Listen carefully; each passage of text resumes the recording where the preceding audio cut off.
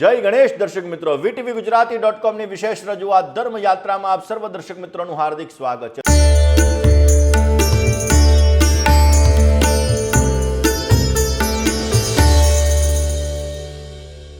દર્શક મિત્રો, 5 તત્વથી આપણી બોડી એટલે કે આપણું શરીર બનેલું છે અને 5 તત્વથી જ આપણું ઘર બનેલું છે, 5 તત્વથી જ આ પૃથ્વી બનેલી છે ને એટલા માટે જ વાસ્તુનું આપણા જીવનમાં વિશેષ પ્રકારનું મહત્વ છે।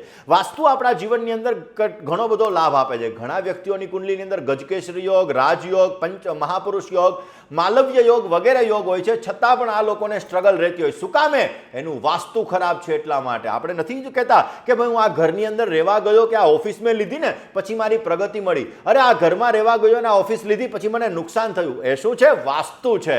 બે જ ફેક્ટરી બાજુમાં હોય, એક ફેક્ટરી લાભ આપતી હોય, એક ફેક્ટરી નુકસાન આપતી હોય, તો એનું કારણ ત્યાંની જમીનનું વાસ્તુ બિરાજમાન છે। તો દર્શક મિત્રો, વાત આજે આપણે વાસ્તુ વિષય ઉપર કરવાના છે। ભૌતિક સુખ સાધનોની અંદર દરેક વ્યક્તિ છે એની અંદર પોતાના જીવનની અંદર વાસ્તુ મહત્વનો ભાગ ભજવતું હોય છે। દરેક વ્યક્તિ પોતે આરામની જિંદગી જીવવા માંગે છે, સુખ સાથેની જિંદગી જીવવા માંગે છે, એટલા માટે નાની વાસ્તુ ટિપ્સ તમારા જીવનની અંદર ઘણો બધો લાભ આપી શકે એમ છે। દર્શક મિત્રો, ક્યાંક ને ક્યાંક જીવનની અંદર મહત્વનો હિસ્સો સંઘર્ષ જ્યારે વધારે કરવો પડતો હોય તો આ સંઘર્ષને દૂર કરવા માટે નાના વાસ્તુના ઉપાયો જો કરવામાં આવે તો અવશ્ય આપને સફળતા સારી એવી મળી શકે।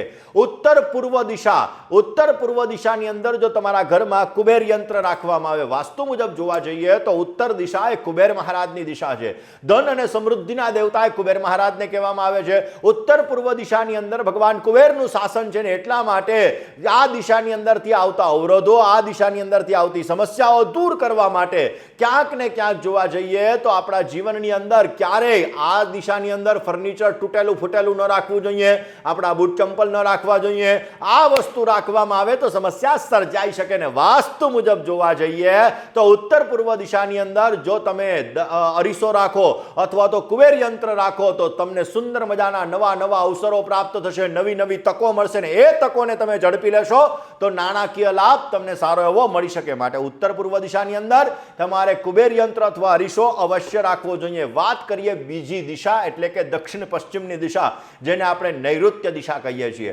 દર્શક મિત્રો, નૈઋત્ય દિશા એવું કહેવામાં આવે છે કે જીવનમાં સ્થિરતા પ્રાપ્ત કરવા માટે આ દિશાનું વિશેષ પ્રકારનું મહત્વ છે। આ દિશા ઉપર રાહુદેવનો પ્રભાવ છે અને એટલા માટે દક્ષિણ પશ્ચિમ દિશાની અંદર તિજોરી રાખવામાં આવે તો આપણા ઘરની અંદર ધન સ્થિર થાય છે, આપણા જીવનની અંદર સારો લાભ મળે છે। આ દિશાની અંદર એક પિગી બેંક રાખવામાં આવે તો પણ પોઝિટિવ રિઝલ્ટ મળે છે।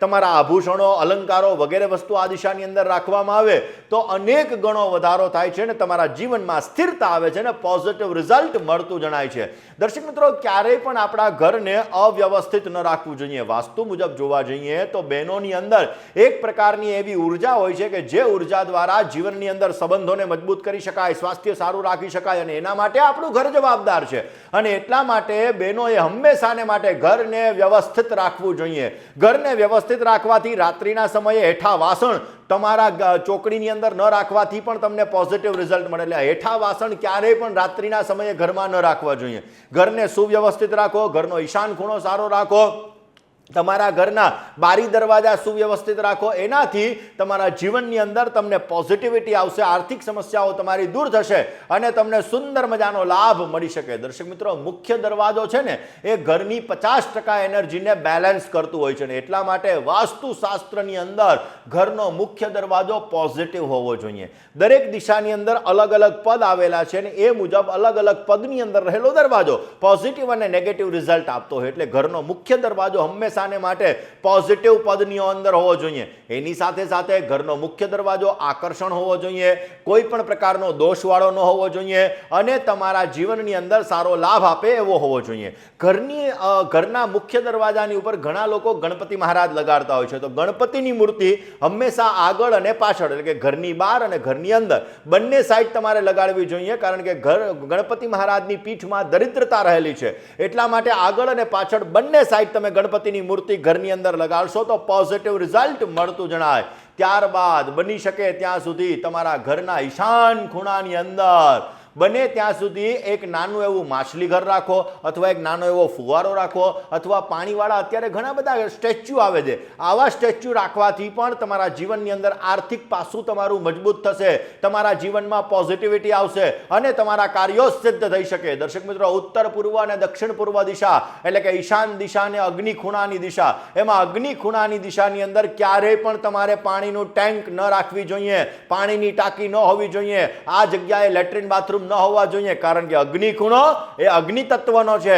જો ત્યાં જલ તત્વ આવી જાય તો લિક્વિડિટીને લગતો એટલે કે તમારે પૈસાને લગતો પ્રોબ્લેમ સર્જાય, ઘરની અંદર બહેનોને ગાયનેકને લગતી સમસ્યા સર્જાય, પુરુષોને ડાયજેશનને લગતી સમસ્યાઓ સર્જાય, તમારી પ્રતિષ્ઠાને લગતી સમસ્યા સર્જાય. માટે અગ્નિ ખૂણાની અંદર ક્યારેય પણ તમારે પાણીનો ટાંકો ના હોવો જોઈએ, જલ તત્વ ના હોવું જોઈએ, નહીતર સમસ્યા સર્જાઈ શકે એમ છે, જેના લીધે આ બધી સમસ્યાઓ તમારે ઉત્પન્ન થતી જણાય. દર્શક મિત્રો, તમારા ઘરમાં નળમાંથી પાણી ટપકવું ના જોઈએ, કારણ કે જો ટપકેલું પાણી 24 કલાક પાણી ટપકતું રહે તો તમને આર્થિક સમસ્યાઓ સર્જાઈ શકે એમ છે.